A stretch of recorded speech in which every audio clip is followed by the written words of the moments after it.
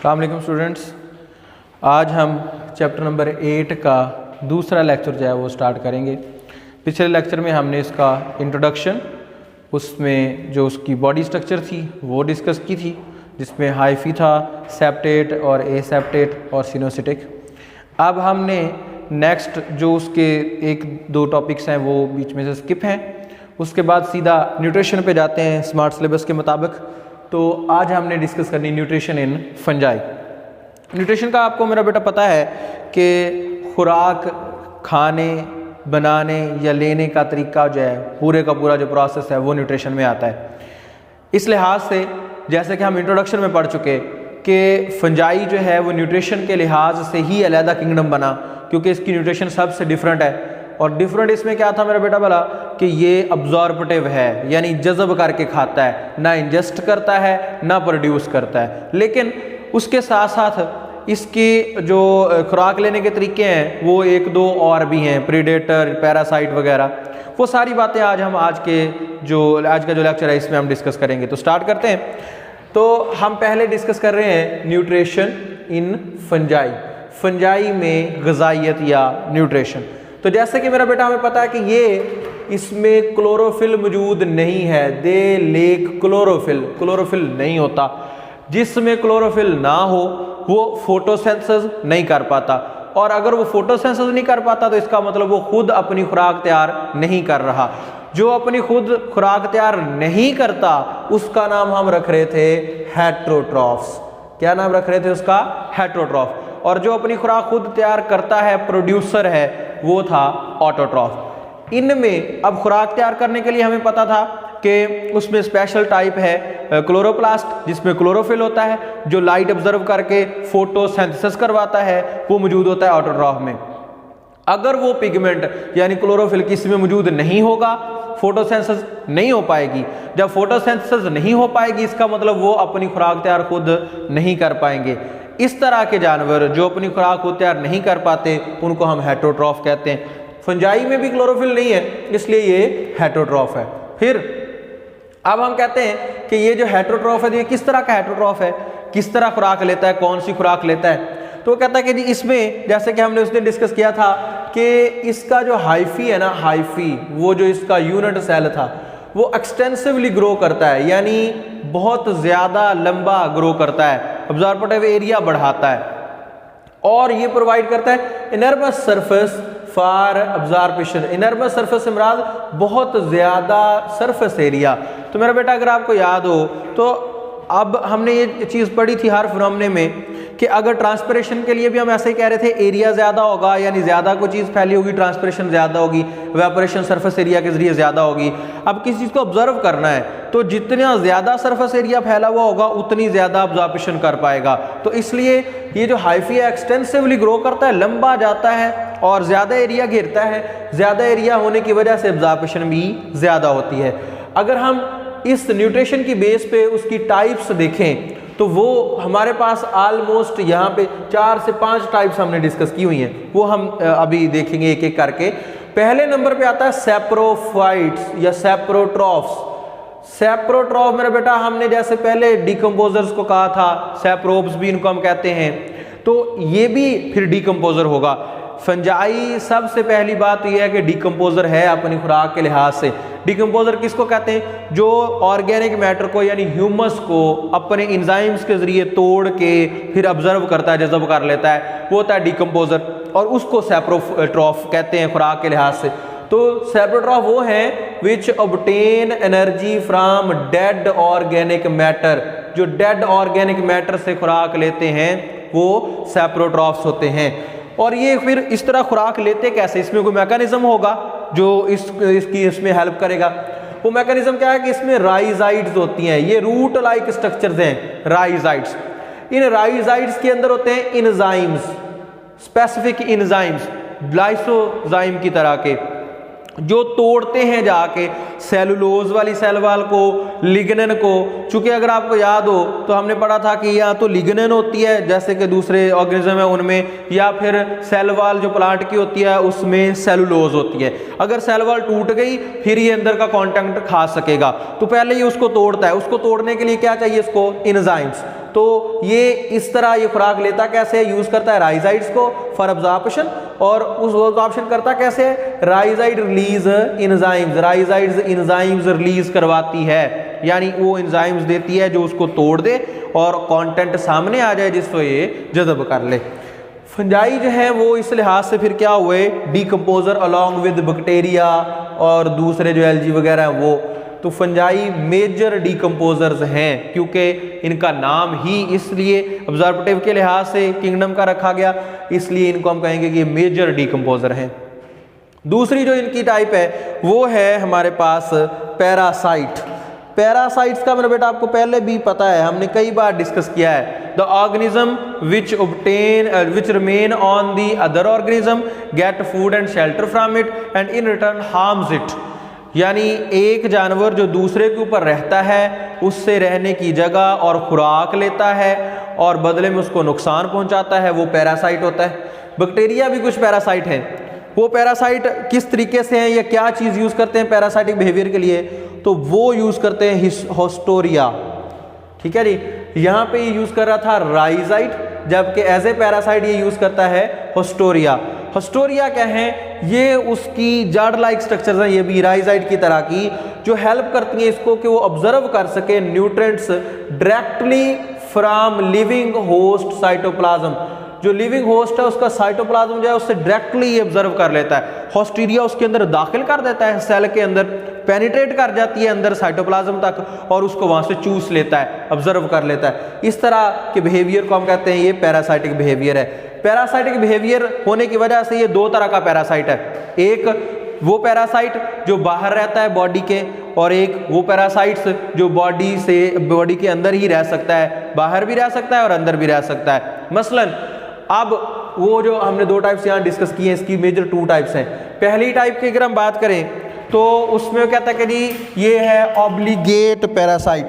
Obligate parasite किसको कहते हैं, जो सिर्फ और सिर्फ दे can grow only in living host, ये सिर्फ और सिर्फ लिविंग होस्ट के ऊपर ही ग्रो कर पाएगा, आउटसाइड दी होस्ट ग्रो नहीं करेगा, उसको हम कहते हैं ऑब्लिगेट पैरासाइट। मेरा बेटा इसको नोट कर लें, ये very very important short question है जिसमें इन दोनों में डिफरेंस पूछा जाता है, obligate parasite and facultative parasite में, और इसमें अलग-अलग शॉर्ट क्वेश्चन भी ये आता है। तो ऐसा पैरासाइट जो सिर्फ और सिर्फ अपने होस्ट के ऊपर ग्रो कर सके और कल्चर मीडिया पे ना ग्रो करे, can not be grown on culture media, जो कल्चर मीडिया पे ग्रो ना कर सके, सिर्फ होस्ट के अंदर ग्रो करे, वो होगा ऑब्लिगेट पैरासाइट। वो क्या होगा, ऑब्लिगेट पैरासाइट। जबकि कॉन्ट्राडिक्टली इसके बरक्स अगर हम बात करें फैकल्टेटिव पैरासाइट की, तो फैकल्टेटिव पैरासाइट में बेटा उसको कहते हैं जो दोनों जगह पे रह सके। ये क्या कहते हैं, they can grow on their host as well as on culture media, ये दोनों चीजों पे ग्रो करेगा, कल्चर मीडिया पे भी और होस्ट पे भी। इसको आप कहेंगे फैकल्टेटिव पैरासाइट। दो तरह के पैरासाइट हो गए, एक जो सिर्फ और सिर्फ होस्ट के अंदर रहता है, बाहर ग्रो नहीं कर सकता, वो होगा ऑब्लिगेट, और दूसरा जो होस्ट पे भी ग्रो कर सकता है, कल्चर मीडिया पे भी ग्रो कर सकता है, वो है फैकल्टेटिव पैरासाइट। तीसरी किस्म जो इसकी है न्यूट्रिशन के हिसाब से, वो है हमारे पास प्रीडेटर्स, यानी फंजाई भी कुछ प्रीडेटर होते हैं। प्रीडेटर का आपको पता है मेरे बेटे किसको कहते हैं, शिकारी को, जो किसी दूसरे जानवर का शिकार करता है। कैसे कि उसको पकड़ता है, कैप्चर करता है, मार देता है और खा जाता है, वो होता है प्रीडेटर। जो उसका शिकार बनता है वो होता है प्री, और प्री और प्रीडेटर का ताल्लुक आपस में कहलाता है प्रीडेशन। और ये जो प्रीडेशन है ये सिम्बियोटिक एसोसिएशंस में से एक एसोसिएशन में आता है। इसमें प्रीडेटर जो है फंजाई, उसमें हम कहते हैं कि ये वाली जो फंजाई है वो प्रीडेटर के तौर पे काम करती है, वो है oyster mushrooms. Oyster mushrooms, oyster mushroom का साइंटिफिक नेम है प्लेरोटस ऑस्ट्रिएटस। प्लेरोटस ऑस्ट्रिएटस ये उसका साइंटिफिक नेम है। ये वाली मशरूम क्या करती है, वो कहता है ये होती है ओमनीवोरस। आपको पता है मेरा बेटा हम भी ओमनीवोरस हैं। ओमनीवोरस मीन्स होता है all eating. All eating, all eating किसको कहते हैं, यानी दोनों चीजें खाने वाली, सब्जियां भी और गोश्त भी, यानी दोनों साइड पे वो फीड करेगा।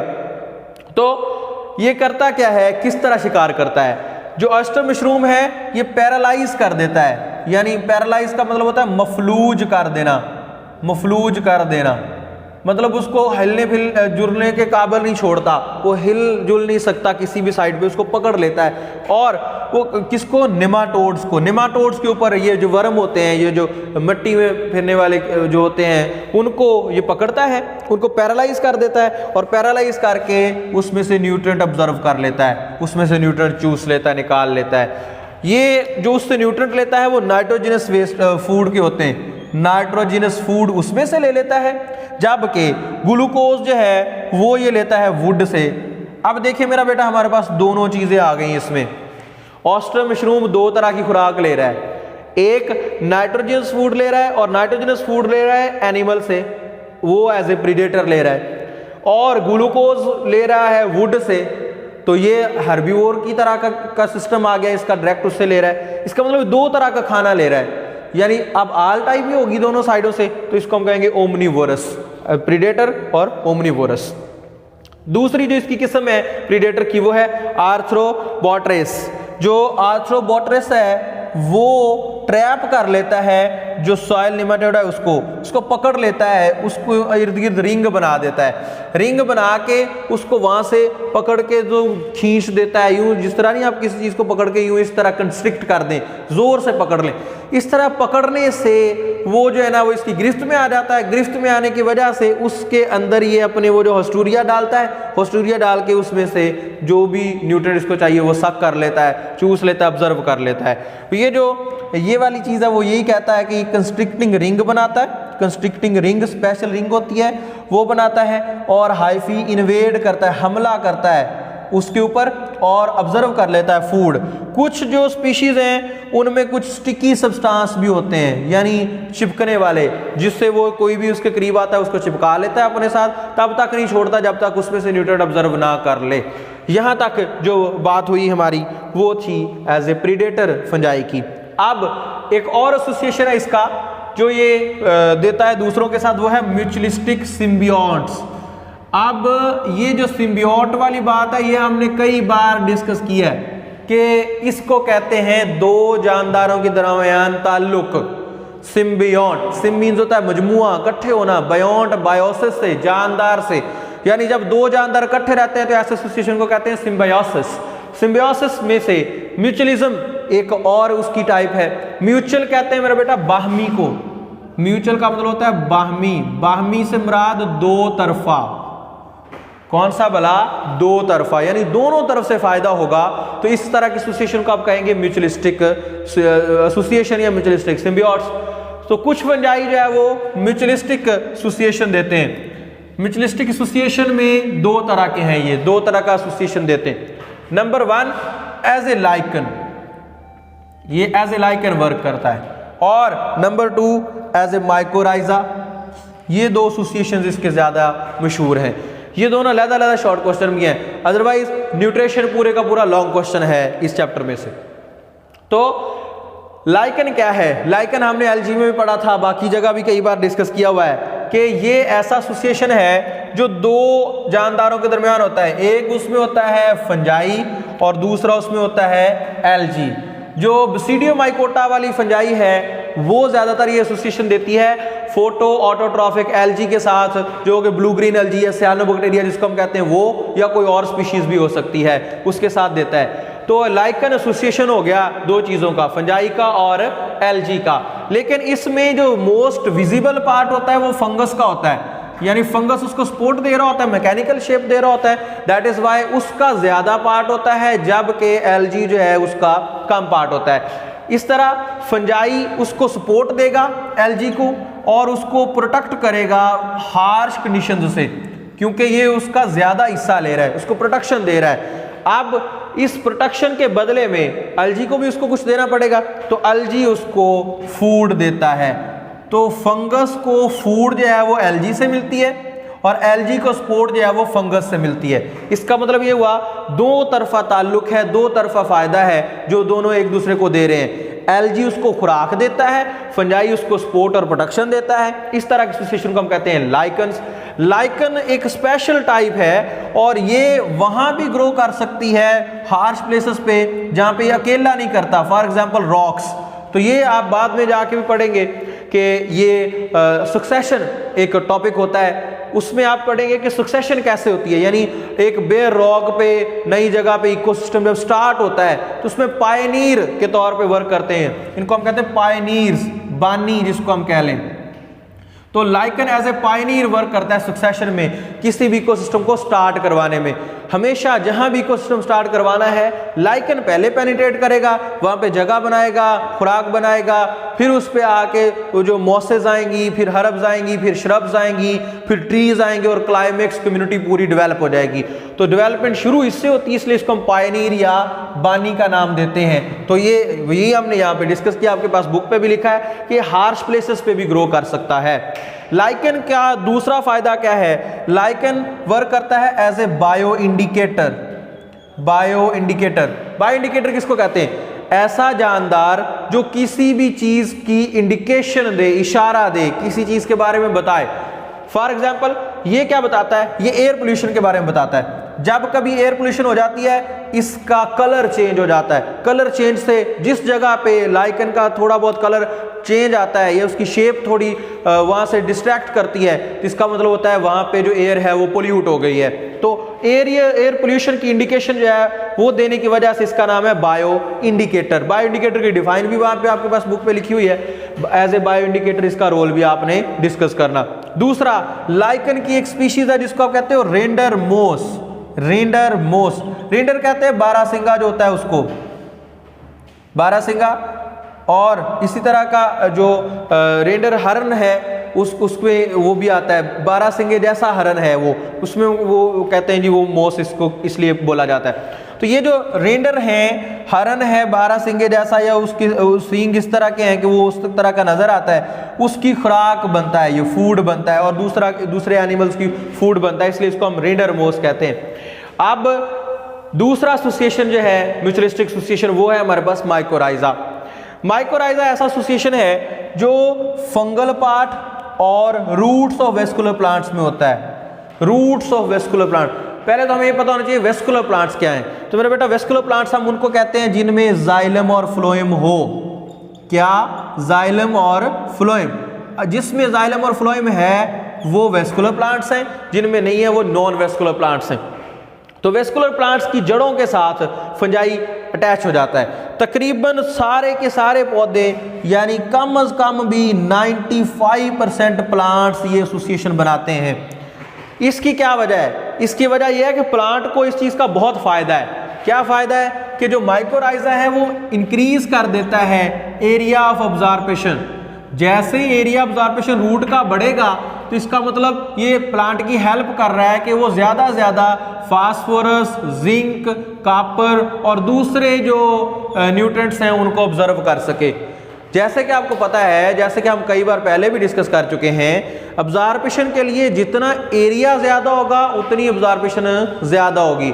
तो ये उसके साथ मिलकर एक्सटेंड करता है, दूर तक एरिया बढ़ा देता है, ऑब्जर्वेशन भी बढ़ जाती है। फिर इसके बदले में प्लांट इसको क्या देता है? इसके बदले में प्लांट प्रोवाइड करता है इसको ऑर्गेनिक कार्बन। किसको? फंगस पार्ट को। तो ऑर्गेनिक कार्बन वो इसको कार्बन की जो रिक्वायरमेंट सब पूरी करने के लिए दे देता है। अब दोनों को फायदा हो गया। प्लांट को क्या फायदा हुआ? ऑब्जर्वेशन एरिया बढ़ गया और उसने वो जो न्यूट्रिएंट थे वो ज्यादा ऑब्जर्व कर लिए और अच्छा ग्रो कर गया। जबकि इसको खुद को फंजाई को क्या फायदा हुआ कि प्लांट ने इसको ऑर्गेनिक कार्बन दे दी, तो इसकी जो कार्बन वाली कार्बोहाइड्रेट वाली रिक्वायरमेंट थी वो फुलफिल होगी। लेकिन ये जो माइकोराइजा है ये भी दो तरह का है। माइकोराइजल एसोसिएशन दो तरह का है। एक जिसमें कि जो माइकोराइजा है वो उसके अंदर तक पेनिट्रेट कर जाता है, जबकि दूसरा जिसमें कि वो पेनिट्रेट नहीं करता, उसको सराउंड करता है। जैसे कि पहली बात है जो उसमें हम कहते हैं एंडोमाइकोराइजा। एंडो मीन्स होता है इनसाइड। एंडोमाइकोराइजा ऐसा एसोसिएशन होगा जिसमें फंगल हाइफी जो है वो पेनिट्रेट करेगा, penetrates into the outer cell of root. Root के जो बाहर वाले सेल हैं उसके अंदर वो अपने जो राइजाइड्स हैं उनको हाइफी जो है उसको पेनिट्रेट करवा देता है। अब ये उसके अंदर रह रहा है इसलिए इसको हम कहेंगे एंडोमाइकोराइजा। जबकि दूसरा एसोसिएशन जो है वो है एक्टोमाइकोराइजा। इसमें एक्टो में क्या होगा? ऐसा एसोसिएशन जिसमें फंगल हाइफी जो है वो सराउंड करता है, ओनली सराउंड करता है और एक्सटेंड करता है थ्रू आउट दी सेल, उसके अंदर नहीं जाता, यानी बाहर से उसको लपेट लेता है, उसको हम कहते हैं एक्टोमाइकोराइजा। तो ये वेरी इंपॉर्टेंट शॉर्ट क्वेश्चन है ये वाला भी कि एंडोमाइकोराइजा और एक्टोमाइकोराइजा में डिफरेंस बता दें, बार बार रिपीट हुआ है। दोबारा रिपीट कर रहा हूं कि हमारे पास ये जो माइकोराइजा है वो दो तरह का, एंडोमाइकोराइजा एंड एक्टोमाइकोराइजा। एंडोमाइकोराइजा जैसे कि नाम से जाहिर है, ऐसा माइकोराइजल एसोसिएशन जिसपे फंगल हाइफी पेनिट्रेट करता है आउटर सेल में, रूट के आउटर सेल के अंदर, जबकि एक्टोमाइकोराइजा ऐसा एसोसिएशन है जिसमें फंगल हाइफी जो है वो सराउंड करता है सेल को और उसके साथ एक्सटेंड कर जाता है। लेकिन इन दोनों में एक काम उसका जो है वो सेम है, वो क्या है, माइसीलियम। माइसीलियम मेरे बेटा हम किसको कह रहे थे भला, कंप्लीट बॉडी ऑफ फंगस को। माइसीलियम एक्सटेंड करता है far out into the soil in both kinds, दोनों काइंड्स में वो जमीन में या मिट्टी में दूर दूर तक फैल जाता है माइकोराइजा।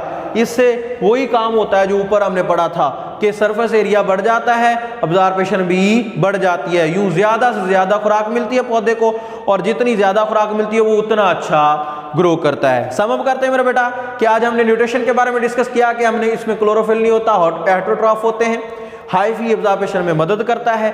टाइप्स हमने पढ़ी, ये सैप्रोफाइट्रॉफ्स हैं, डेड एंड डिकेइंग मैटर खाते हैं, पैरासाइट हैं, दूसरे ऑर्गेनिजम्स के ऊपर अटैक करके उनसे खुराक लेते हैं, जैसे कि होस्टूरिया को यूज करके।